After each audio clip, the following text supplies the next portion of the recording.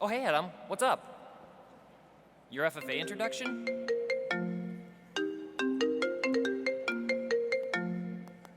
Hey, Adam. Your FFA introduction? You mean that thing you mentioned like 2 months ago? When do you need that by again? We're how many weeks late? Oh. Well, we should really get started on that. See ya. Okay, guys, we need to think of a way to introduce Adam for the Minnesota FFA convention, and we need an idea like right now. But what do we talk about?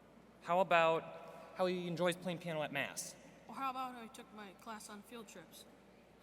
Or what about his weird obsession with watering the lawn? Well, we need to think of something to talk about that highlights what makes him such a great leader and role model. Any ideas? It's too much to talk about. I give up. Well, lucky for you, our next speaker has some great advice for when you feel like giving up. Please welcome our brother and your 2018-2019 outgoing Minnesota State FFA treasurer, Adam Kroll.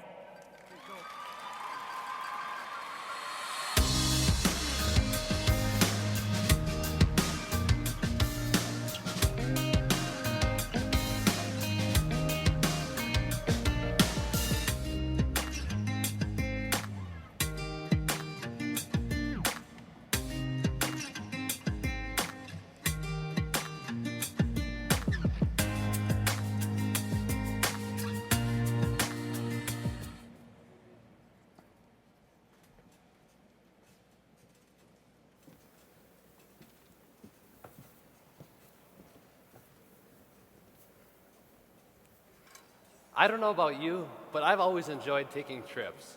Whether it was going to state or national convention with my FFA chapter, or heading down south for a week with my family in the winter, there was always fun to be had, people to meet, and things to learn.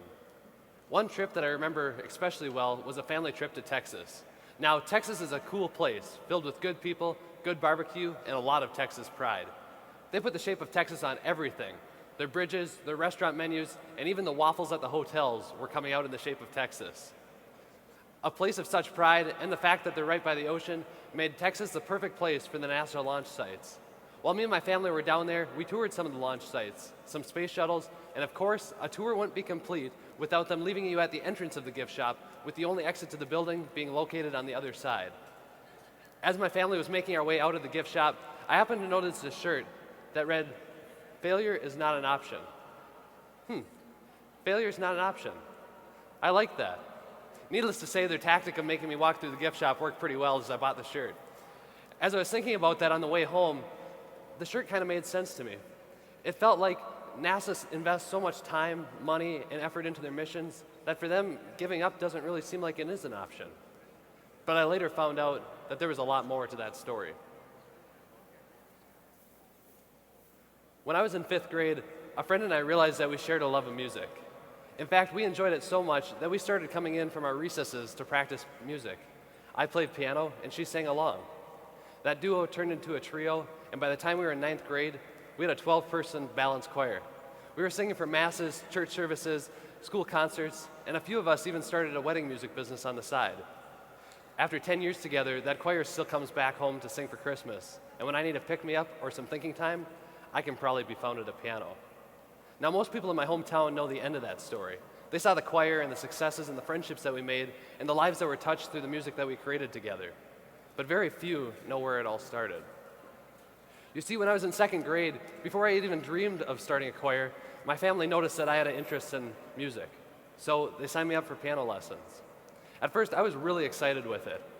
But as I got older, I found that playing piano wasn't exactly the coolest thing for a 4th grade boy to do. My friends were obsessed with football, and I spent most of my time helping out on the family farm or practicing piano. I didn't really fit. I wasn't making the progress that I wanted, and all of a sudden I started getting picked on a lot for it. I'd convinced myself that I was never going to be good, and I was always going to get picked on. So when I got to my lesson that next week, I sat down at the piano bench, and I explained the situation to my piano teacher, and I told her I was quitting.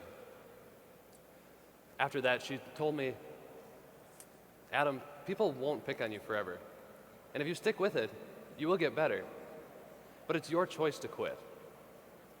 Your parents can make you keep taking lessons, but you're the one who decides whether you keep moving forward."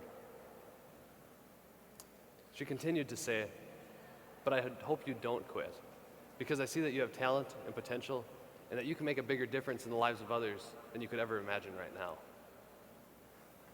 Shortly after that conversation, I learned a song, and while it's pretty simple, I think it has quite a bit of truth today. If you know it, feel free to sing along with me.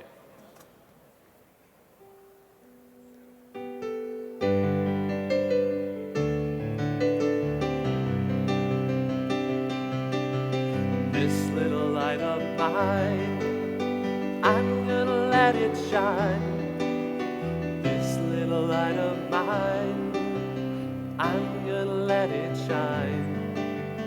This little light of mine, I'm gonna let it shine. Let it shine, let it shine, let it shine.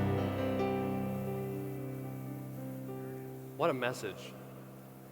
And I think it's so easy to forget.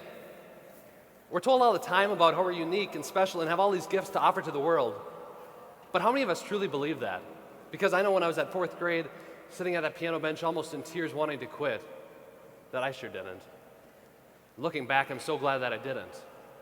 In over 10 years of playing piano for churches, a lot of people will come up to me and they'll say, Adam, I used to play piano, but I quit. And wow, I wish I would not have. For all those people that told me I wish I wouldn't have quit, not once have I had someone tell me that they were glad that they quit. Not once has someone told me that they were happy about quitting. Now maybe it's not piano playing for you, and in fact it probably isn't, but maybe it's sports, maybe it's a goal for a certain grade, or a relationship with friends, maybe it's a FFA goal. But what area of your life do you need that reminder that I so desperately needed back in 4th grade at that piano? That you have potential, that you have talents and abilities, that you have purpose, that you can make a bigger difference in your life for others than you could ever know right now, that you have a light to share. I'll be honest, I've had it pretty easy. Yeah, I got picked on some, and yeah, there's some things that didn't go my way, and because I was able to try again, I got some success.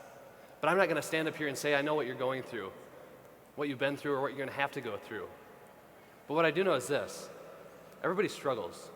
Everybody at some point will reach a spot in their life where they don't know if they're going to be able to keep fighting, or where they don't know if they're going to be able to handle what's coming next. But friends, when things get tough, we have a choice. And for a lot of people, they'll choose to throw in that towel and quit. But that doesn't need to be us.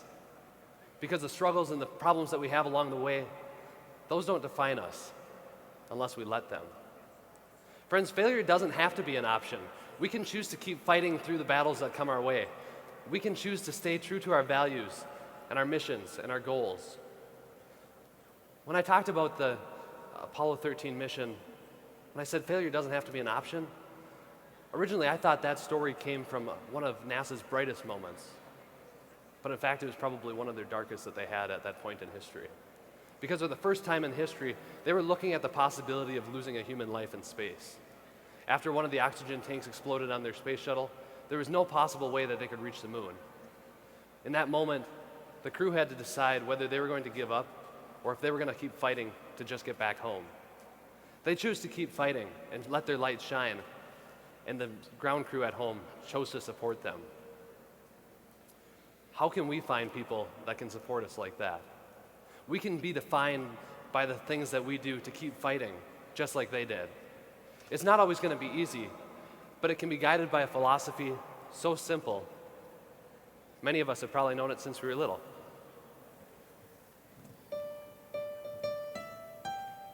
That's all it is, friends. It's recognizing that we have a light. But we have to choose that light. We have to choose to let it shine, even when it's tough.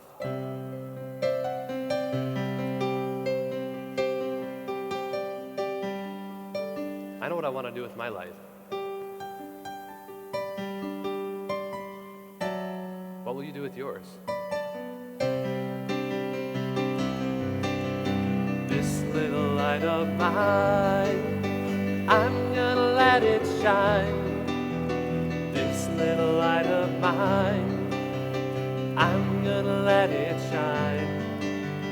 This little light of mine, I'm gonna let it shine.